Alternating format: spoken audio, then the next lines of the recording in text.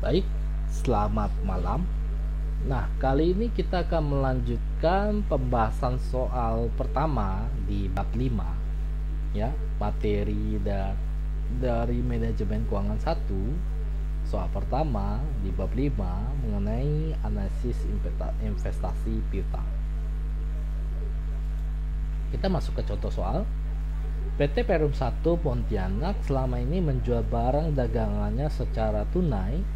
Harga beli barang dagangannya per unit adalah 4.800 dan dijual dengan harga 6.000 per unit. Penjualan secara tunai menghasilkan volume penjualan rata-rata per tahun sebanyak 400.000 unit. Ya. Perusahaan saat ini sedang mengkaji untuk mengubah kebijakannya dari penjualan tunai menjadi penjualan kredit, ya, dengan syaratnya adalah 5/30, netnya adalah 90, di mana jikalau dibayar dalam 30 hari akan dapatkan diskon 5% dengan jatuh temponya adalah 90 hari. Harga jual per produk untuk per unit itu tidak ada perubahan, tetap. Dengan melakukan kebijakan penjualan secara kredit ini akan diperkirakan volume penjualan per tahun akan meningkat dari 400.000 menjadi 600.000, ya. Perkiraan pelanggan akan memanfaatkan masa diskon itu selama banyak 50%, sedangkan sisanya akan membayar pada saat itu tempo. Biaya modalnya adalah 12% per tahun, ya. Maka permintaan pertama adalah berapa hari rata-rata penerimaan piutang. Kedua, berapa tingkat perputaran piutang. 3. Berapa rata-rata piutang jika penjualan dilakukan secara kredit. 4. Berapa rata-rata dana yang diperlukan untuk membelanjai atau diinvestasikan dalam bentuk piutang. 5. Berapa diskon yang diberikan kepada pelanggan. 6. Berapa biaya modal yang ditanggung perusahaan dari dana yang tertanam di dalam piutang. 7. Apakah kebijakan perusahaan untuk beralih ke penjualan kredit itu dapat dibenarkan atau tidak, ya. Diketahui kita akan salin kembali apa yang sudah ada di dalam soal, kita salin kembali dalam bentuk diketahui seperti ini. Diketahui harga belinya adalah 4.800 dengan harga jual adalah 6.000, tidak berubah. Volume tunai adalah 400.000, volume kredit adalah 600.000. Persentase orang memanfaatkan masa diskon itu 50% dan sisanya orang memanfaatkan persentase pada masa jatuh tempo itu 50%.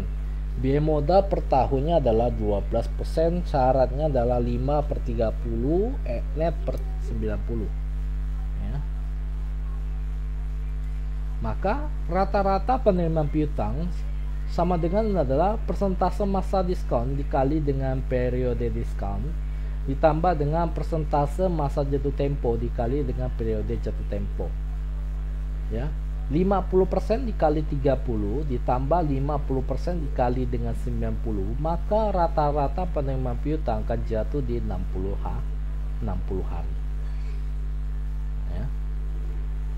Rata-rata penerimaan piutang sama dengan persentase masa diskon dikali periode diskon, kemudian tambah persentase masa jatuh tempo dikalikan dengan periode jatuh tempo.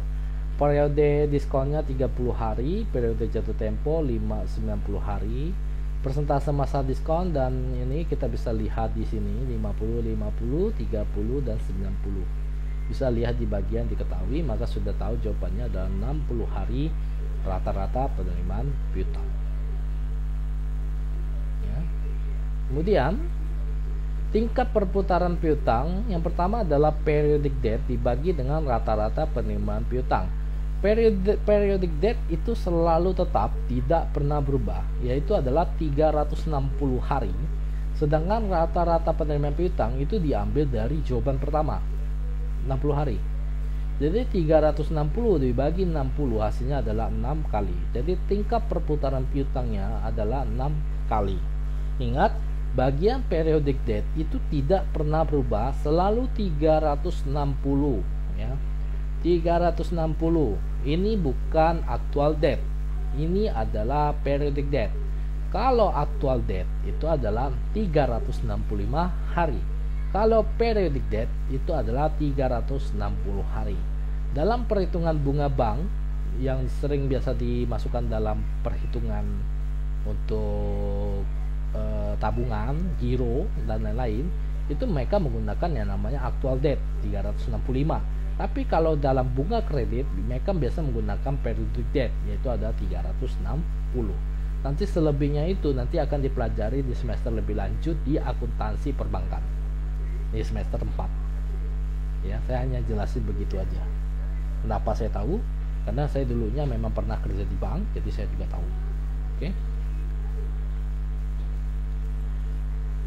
Berikutnya, rata-rata piutang jika penjualan kita lakukan secara kredit, ya. Volume penjualan di sini adalah penggunaan kredit, ya. Volume penjualan kredit dikalikan dengan harga jual dibagi dengan tingkat perputaran piutangnya. Jadi volume penjualan kita ngambilnya itu ada 600.000 sini.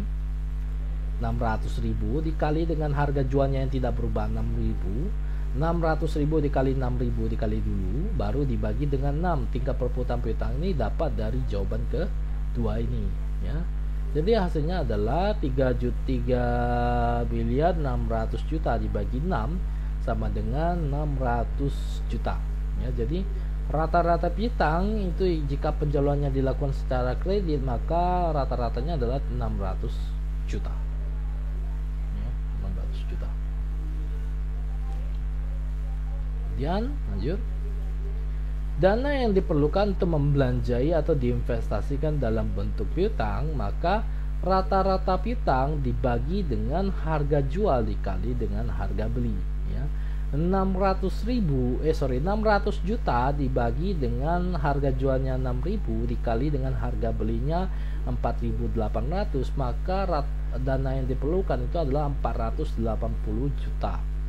Dana yang diperlukan untuk membelanjai atau diinvestasikan dalam piutang, ya. Oke. Kemudian diskon yang diberikan kepada pelanggan, ya, diskon yang diberikan kepada pelanggan.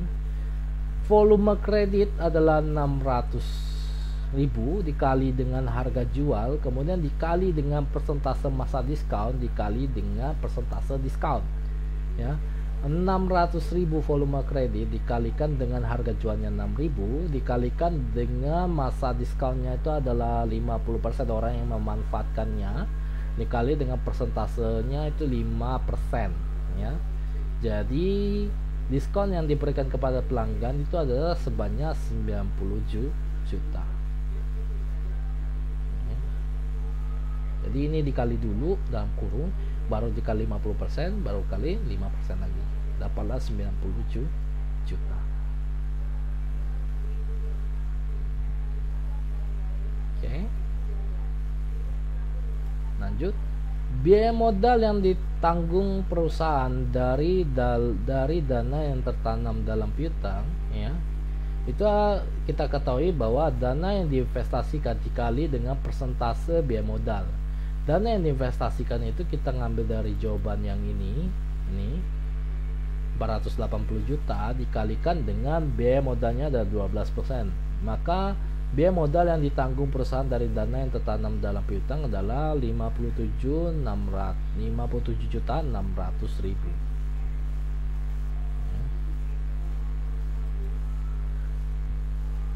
Oke. Kita lanjut pembahasan terakhir. Kebijakan perusahaan untuk beralih ke penjualan kredit itu dapat dibenarkan atau tidak. Kita akan hitung dari sini, di mana volume kredit dikurangi dengan volume tunai, berarti selisih antara volume kredit dan volume tunai dikali dengan harga jual dikurangi dengan harga beli. 600.000 dikurangi 400.000 dapat 200.000. 6.000 dikurangi 4.800 itu 1.200. 200.000 dikali 1.200 240 juta. Dikurangi dengan biaya diskonnya ada 90 juta, ya.